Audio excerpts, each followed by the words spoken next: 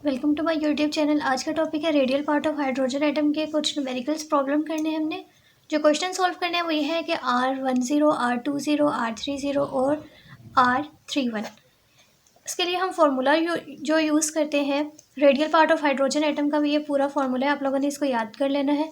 इस फार्मूले में हम पुट करेंगे तो हमारे पास जो भी गिवन होगा वो हम फाइंड कर सकते हैं। लेकिन उसके लिए हमें इस चीज़ को सॉल्व करना होता है। सबसे पहले इसका अलग से फार्मूला होता है और इस चीज़ को हम क्या बोलते हैं, लेगोर पोलिनोमियल। ओके, फर्स्ट क्वेश्चन है R10।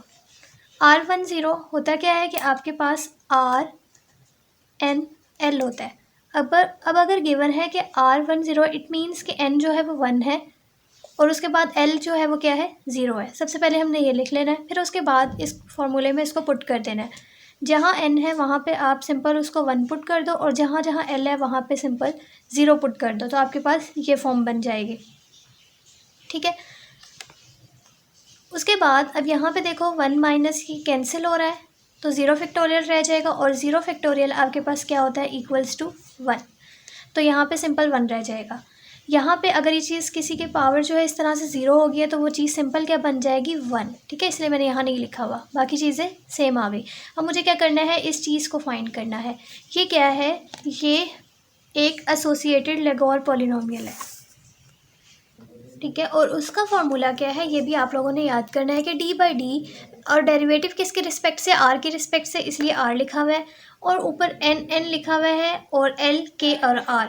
ये k और n जो है ये क्या है, बेसिकली आपने जो चीज़ फाइंड करनी है वो क्या है, L11। तो ऊपर क्या है n, नीचे क्या होता है k, तो इट मीन्स कि आपका n जो है वो 1 है और k भी आपका क्या है, वो 1 है।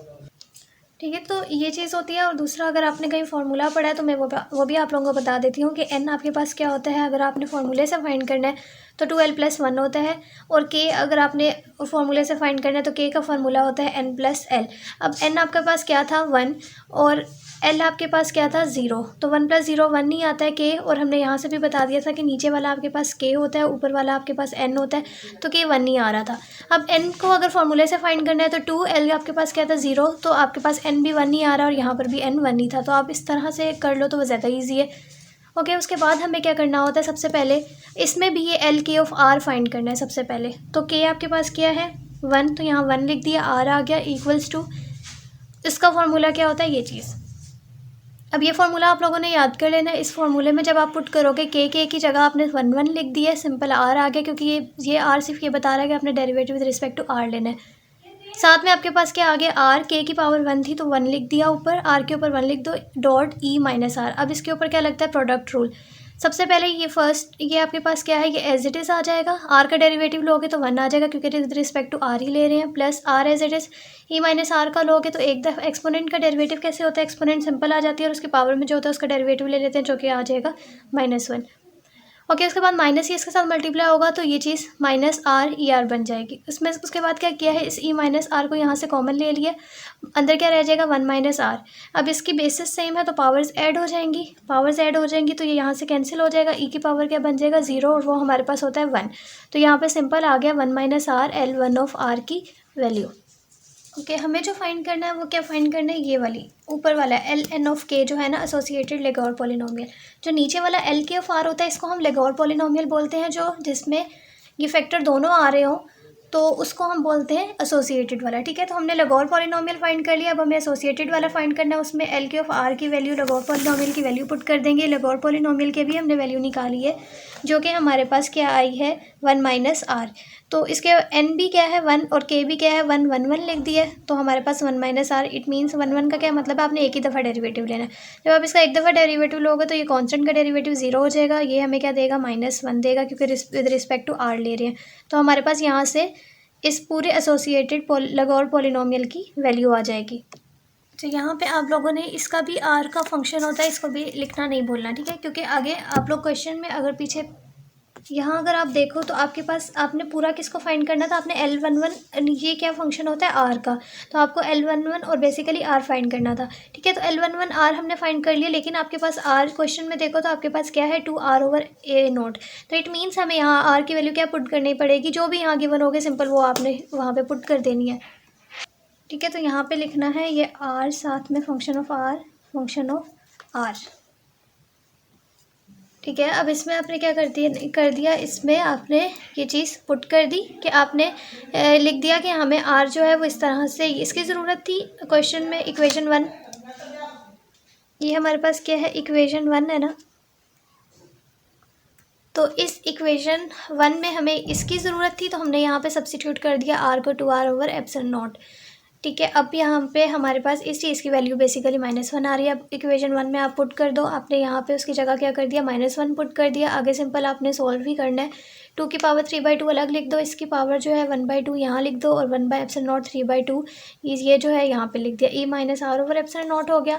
यहाँ से अब ये जो है इसको कर दो 3/2 -1/2 क्या बन जाएगा 2/2 और 2 से कैंसिल तो सिंपल 2 आ गया। एप्सिलॉन नॉट 3 और ये ऊपर जाएगा तो -3/2 हो जाएगा और ये हमारे पास आंसर आ गया। नेक्स्ट है R20 फाइंड करना। अब अगेन हमारे पास क्या होता है, RNL होता है ना, RNL। तो N आपके पास क्या है 2 और L आपके पास क्या है 0। अगेन उसी फॉर्मूले में जहाँ जहाँ N है यहाँ N होता है, यहाँ मैंने 2 पुट किया और जहाँ जहाँ L है वहाँ आप 0 पुट कर दो, आपके पास ये फॉर्म बन जाएगी। ठीक है। तो अब यहाँ पे हमें क्या फ़ाइंड करना है, ये वाला जो है हमें फ़ाइंड करना है और इसको हम क्या बोलते हैं, ये 2 इससे क्या इसके साथ कैंसिल हो गया, यहाँ से ये आ गया। इसको आप सॉल्व करोगे तो 2 - 1 1 फैक्टोरियल आ जाएगा और ये 4 और ये 2 का क्यूब क्या होता है 8। और यहाँ पे आप 8 और 4 को मल्टीप्लाई करोगे 32 और √32 को आप कैलकुलेटर पे लिखोगे तो वो आपके पास आंसर देगा 4√2। ठीक है। बाकी सारी चीज़ें आप देख सकते हो कि एज इट इज़ आ गई हैं। यहाँ पे आप इसको कैंसिल कर सकते हो, मैंने अगले स्टेप में इसको किया हुआ है बट आप यहाँ पर भी कर सकते हो। ठीक है। आगे हो ही जाना है कैंसिल। अब यहाँ पे आपको बेसिकली क्या फ़ाइंड करना है, ये जो आपके पास एसोसिएटेड लगोर पॉलिनोमियल है ये फ़ाइंड करना है। ठीक है। तो इसके लिए सबसे पहले हमने क्या लिखा, इसका फॉर्मूला लिखा, उसमें अगेन हमें अब लगोर पॉलिनोमियल पहले फाइंड करना होता है। अब यहाँ पे के आपके पास क्या है, ऊपर आपके पास क्या होता है n, नीचे क्या होता है के। तो आप के देख सकते हो कि आपके पास 2 है। अगेन आपको अगर फॉर्मूले से करना है आप ये देख सकते हो मैंने फॉर्मूले से पी किया हुआ है, लेकिन यहाँ दिख रहा है कि ये चीज़ आपके पास के होती है, ये आपके पास n होती है, तो आपके पास के जो है वो 2 है।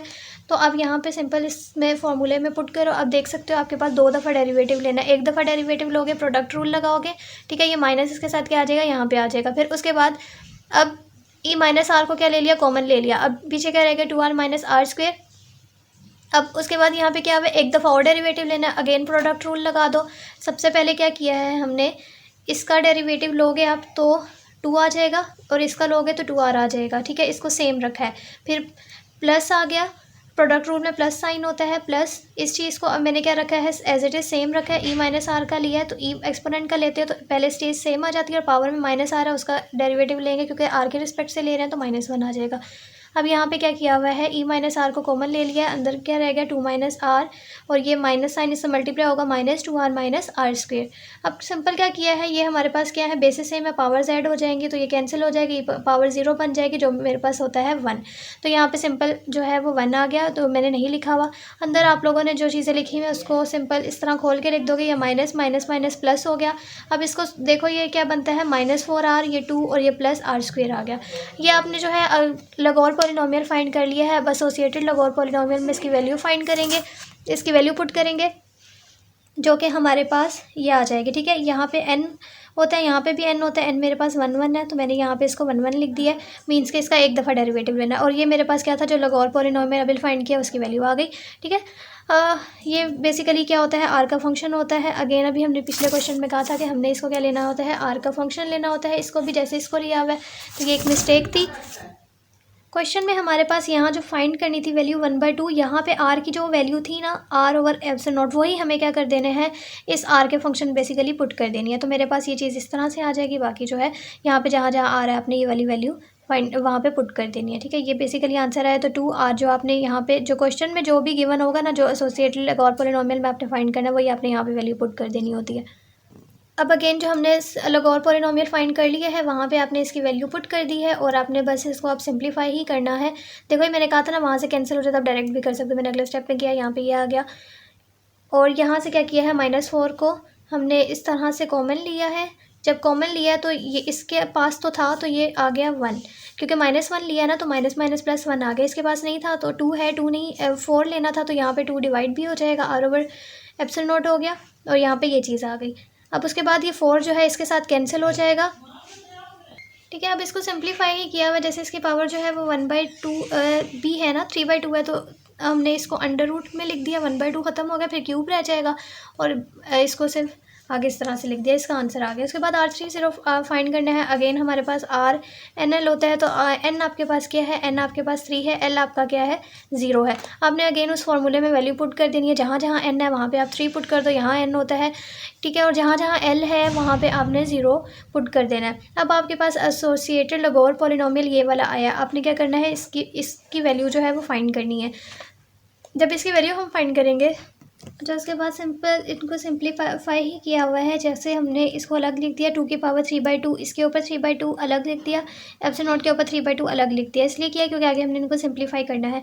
अब आप देख सकते हो कि आपके पास यहाँ पे मैं अगर इसको करके बताऊँ तो ये आपके पास क्या है, पावर 1/2 है और इसकी पावर क्या है 3/2 है। जब बेसिस सेम होती है तो पावर्स ऐड हो जाती हैं, तो ये आपके पास क्या बन जाएगा 4/2 और ये 2 मीन्स के यहाँ पे जो ऊपर रह जाएगा वो 2 की पावर सिर्फ 2 रह जाएगा, साथ में माइनस साइन भी आ गया। अब 3 और 3 ये क्या है 3 और उसकी पावर क्या है 3/2। मैं इसको ऐसे लिख सकती हूँ कि 3 को अंडर रूट में, क्योंकि एक पावर इसकी क्या है 1/2 क्या हो जाएगा अंडर रूट, अब 3 रह गया तो उसको मैंने लिख दिया ऐसे।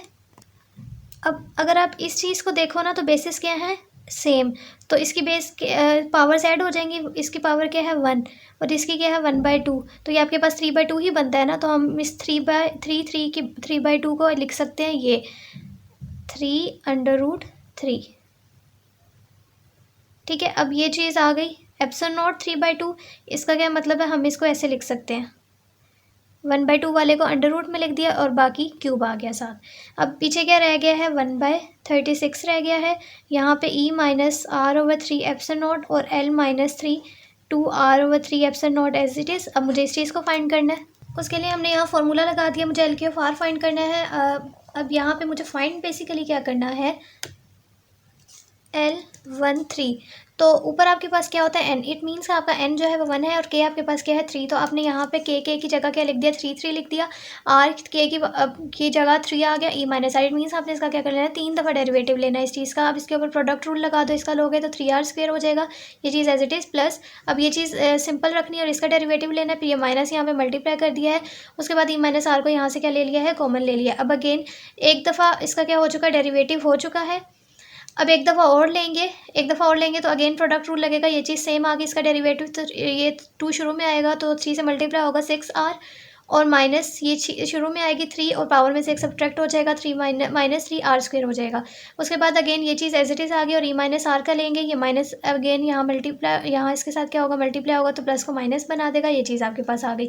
फिर उसके बाद आप सिंप्लीफाई करते हो इसका, अगेन एक दफ़ा डेरिवेटिव लेने से पहले आप इसको क्या करोगे सिंप्लीफाई करोगे, 6r को इसके साथ मल्टीप्लाई करोगे, फिर इस e-r को इसके साथ मल्टीप्लाई करोगे, फिर इसको इसके साथ, इसको इसके साथ, ये मल्टीप्लाई आप लोगों ने जब कर लेंगे तो आप देख सकते हो कि यहाँ पे ये चीज़ क्या है सेम, तो -3 -6 बन जाएगा, बाकी चीज़ सेम आ गई है।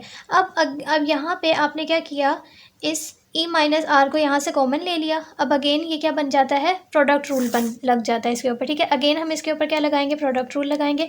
सबसे पहले आपने इस चीज़ का डेरिवेटिव लेना, तो एक तो इसका लोगे विद रिस्पेक्ट टू r ही ले रहे हैं, तो ये चीज़ क्या बन जाएगी 6 माइनस इसके ऊपर पावर 2 है, पावर शुरू में आएगी 6 से मल्टीप्लाई होगी, 2 मल्टीप्लाई होगा 6 से तो 12r प्लस ये 3 शुरू में आया 3r², e-r आ गया। फिर इस चीज़ को सेम रखा, इसका डेरिवेटिव लेंगे तो e-r साथ में -1 आ गया। अब ये माइनस यहाँ पे मल्टीप्लाई हुआ तो इसने क्या बना दिया माइनस बना दिया इस प्लस साइन को। फिर उसके बाद e-r यहाँ से कॉमन ले लेंगे, बाकी चीज़ें सेम है। ठीक है, ये क्या हो जाएंगे कैंसिल हो जाएंगे, e की पावर क्या 0 क्या होती है 1 होती है, तो हमारे पास ये चीज़ें ये मैंने एज इट इज़ लिख दिया था कॉमन लेने के बाद। अब इसको खोल के लिखेंगे तो यहाँ से कटिंग शटिंग होगी और आपके पास ये आंसर आ जाएगा।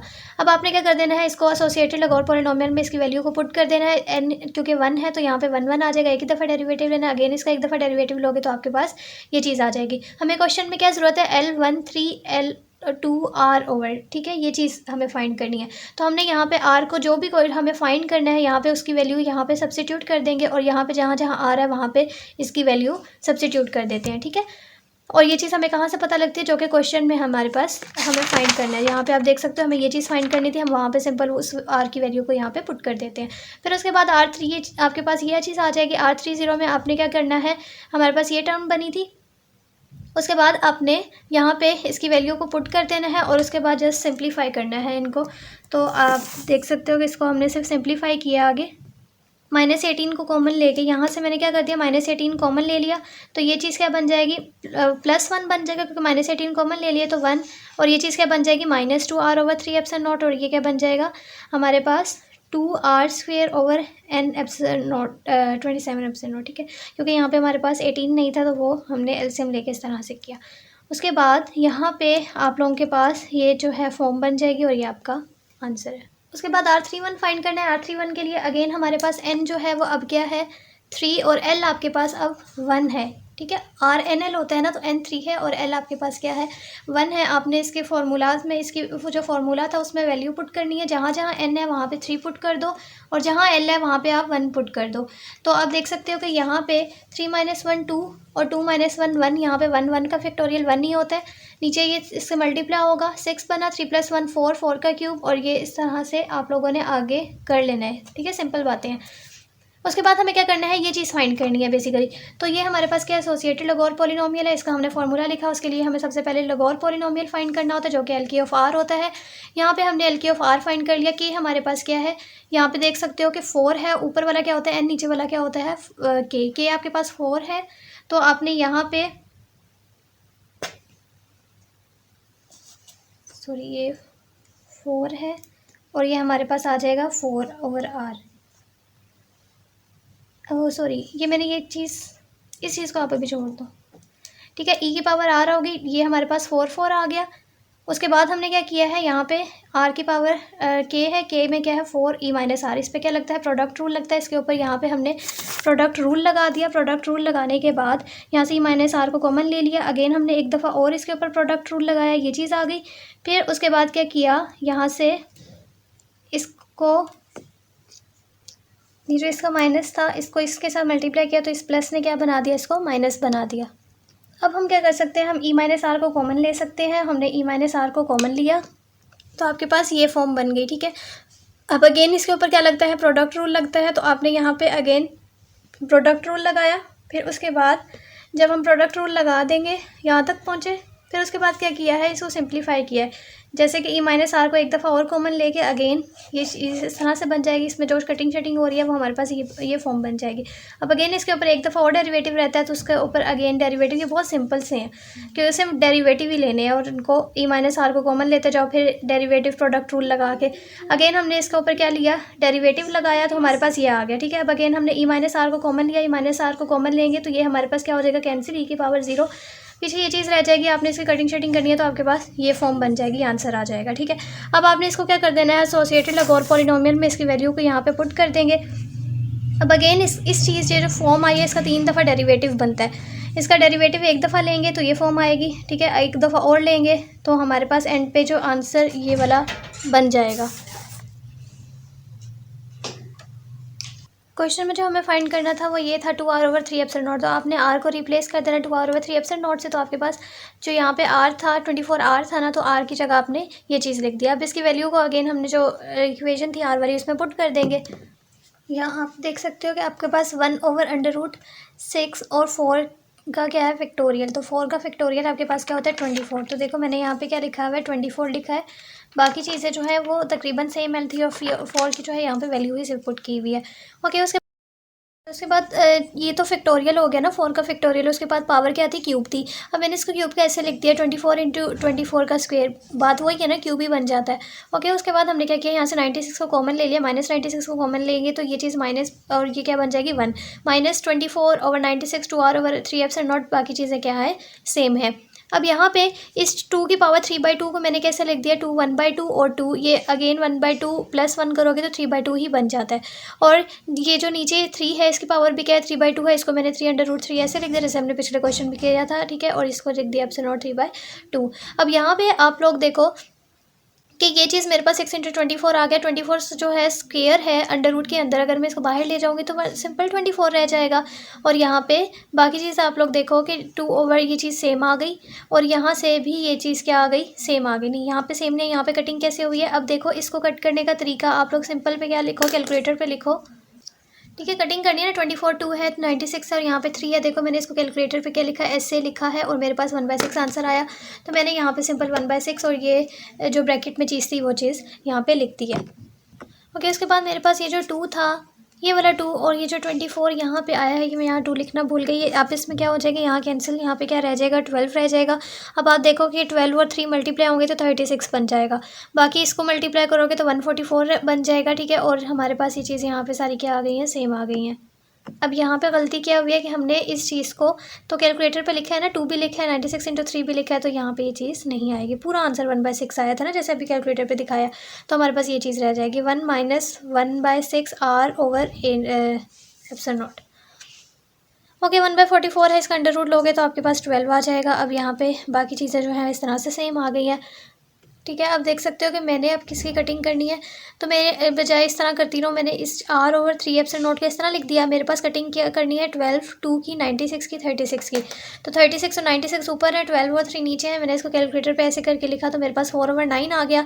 तो मैंने इसको क्या लिख दिया, 4 और नीचे 9। ठीक है, बाकी चीज़ें जो है वो सेम आ गई हैं। अब आगे सिंप्लीफाई नहीं हो सकता, उसका एक ही तरीका है कि आपके पास ये जो अंडर रूट है इसको कुछ करो। अब अंडर रूट आपके पास है तो मैं इस √2 को ऐसे लिख सकती हूँ। √2 को मैंने क्या लिख दिया, 2/√2। ठीक है, ये कैसे हुआ, जब इस 2 की पावर क्या है 1, जो ये नीचे है √2 ऊपर जाएगा तो क्या बन जाएगा -1/2 और 1 - 1/2 क्या बनता है 1/2 ही बन जाएगा। मीन्स के √2 ही आपके पास आंसर अगेन आ जाता है। तो मैंने इसको ऐसे लिख दिया। जब मैंने इसको ऐसे लिखा है तो ये जो है नीचे चला जाएगा, 3 के साथ मल्टीप्लाई हो जाएगा और ये 4 और 2 मल्टीप्लाई हो जाएंगे तो 8 बन जाएगा। बाकी एज इट इज़ आ गई ये चीज़ें। और आपके पास 8 और 2 को 3 से मल्टीप्लाई करोगे 6 ε0 अंडर रूट में ले गई और उसके ऊपर 3 लिख दिया और मेरे पास ये आंसर आ गया। I hope you understand this lecture. Thank you so much for watching. अल्लाह हाफिज़। अगर वीडियो पसंद आई तो वीडियो को लाइक कर दीजिएगा।